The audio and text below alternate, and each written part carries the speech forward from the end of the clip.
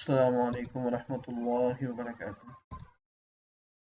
لاکھوں کروڑوں درود و سلام حضور صلی اللہ علیہ وآلہ وسلم کی ذات پر و آپ کے آل پر۔ دوستوں آج ہم انشاءاللہ 29 پارے کے سورہ ملک کا نیکسٹ پارٹ انشاءاللہ سیکھیں گے۔ لیسن سٹارٹ کرنے سے پہلے آپ دوستوں سے گزارش ہے جو لوگ میرے چینل پر نئے ہیں وہ کائنڈلی میرے چینل کو ضرور سبسکرائب کیجیے گا، ویڈیو کو لائک اینڈ شیئر ضرور کیجیے گا، اور ہاں کمنٹس باکس میں اپنی رائے کا اظہار کرنا نہ بھولیے گا۔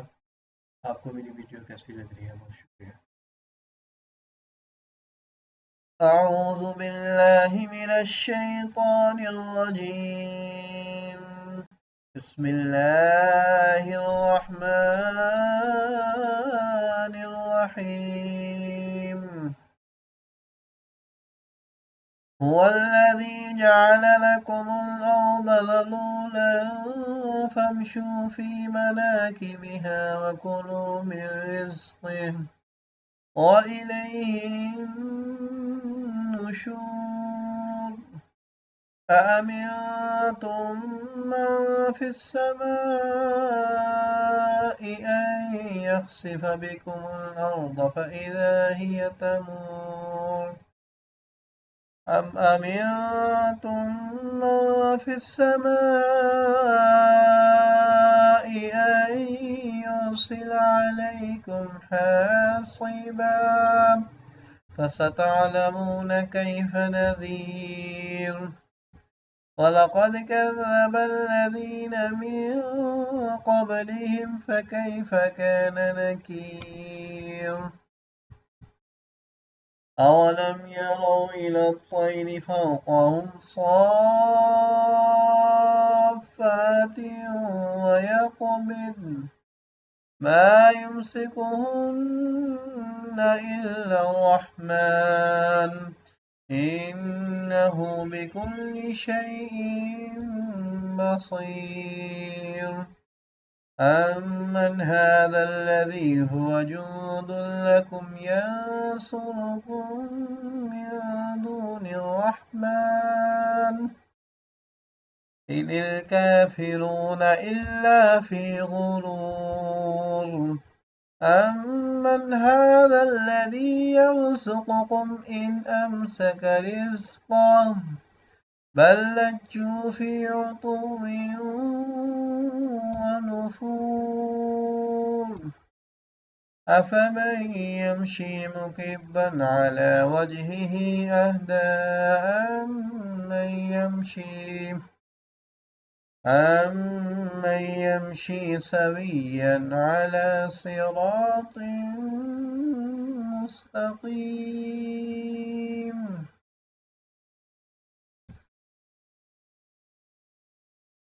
اوکے دوستو،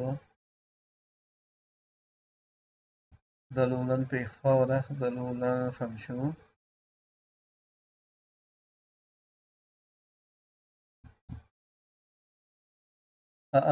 تم پہ بھی اخفا ہو رہا ہے، ماں پہ بھی اخفا ہو رہا ہے.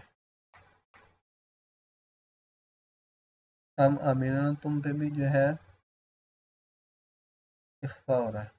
ماں فی السماء، ماں پہ بھی اخفا ہو رہا ہے. اگر نون ساکن کے بعد فا ہے، فا نہ حروف حلقی میں سے ہے، نہ حروف یملون ہے، نہ الف ہے نہ با ہے، یہاں پر اخفا ہوگا. آئیں پہ ادغام ہو رہا ہے، اگر نون ساکن کے بعد یا ہے، یا حروف حلقی میں سے ہے تو نون ساکن کے بعد لیٹر آف حلقی میں سے کوئی حرف آ جائے اب ادغام ہوگا. لام اور لام میں بغیر گننے کے ہے، باقی رخ میں گننے کے ساتھ. سیلا نون نہیں پڑھیں گے. آپ کو میں نے پہلے بھی بتایا تھا کہ جب ایک جزم والا لیٹر ہے اس کے بعد شد والا لیٹر آ جائے، جیسے کہ نون کے اوپر جزم ہے اور یا کے اوپر شد ہے، تو ہم نے جزم والا لیٹر نہیں پڑھنا، ہم نے شد والا لیٹر پڑھنا ہے. سیلا را کے اوپر جزم ہے تو را کو پر پڑھیں گے کیونکہ را ساکن ہے، اس سے پہلے والا حرف کے اوپر پیش ہے. یو سیلا. دوستو من قبلہم یہاں پہ بھی اخفا ہو رہا ہے. ٹھیک ہے دوستو. وَيَقْبِضْنَ यहाँ पर जो है वक्फ लाजिम है, मीम है। यहाँ पे देखिए ये लिखा हुआ आ रहा है, जहाँ पर ये लिखा आ जाए वहां पे हमने वक्फ लाजमी करना है। ठीक है दोस्तों, मैंने आपको पिछली वीडियो में बताया था, जहाँ पर वक्फ लाजिम लिखा आ जाए, अब ये मीम है, अब यहाँ पे वक्फ लाजिम है, मीम का मतलब वक्फ लाजिम है, तो यहाँ पे हमने वक्फ करना ही करना है। बाद नून को भी साकिन पढ़ेंगे, वाया कोबिदन, वाया कोबिदन। उम्मीद करता हूँ आपको समझ आ गई होगी। जो दुल्लकुम, जो पे भी इख्फा हो रहा, दाल आ रहा है आगे। या सोलोकुम, यहाँ पे भी इख्फा हो रहा है। उतुव्विन व नुफूर।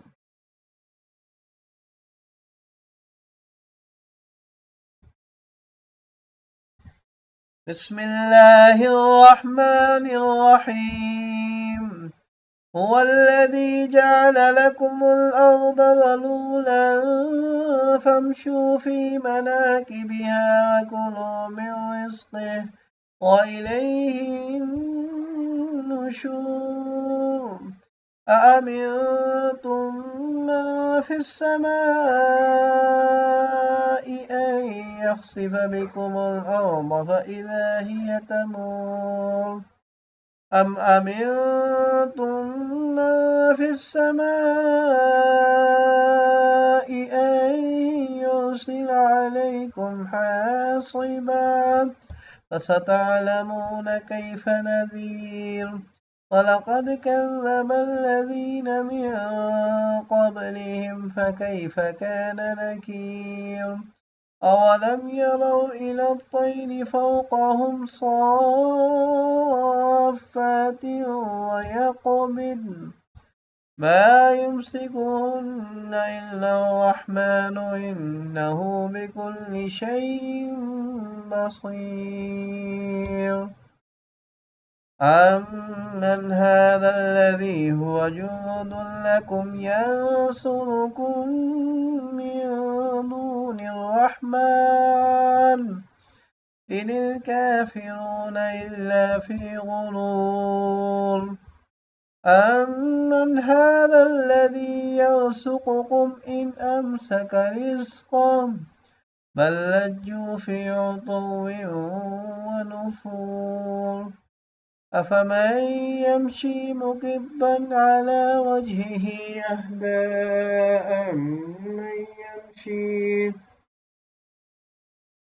أمن يمشي سويا على صراط مستقيم. آمنت بالله صدق الله العظيم. ओके दोस्तों, इंशाल्लाह मिलते हैं नेक्स्ट वीडियो में। अस्सलाम वालेकुम रहमतुल्लाहि व बरकातहू।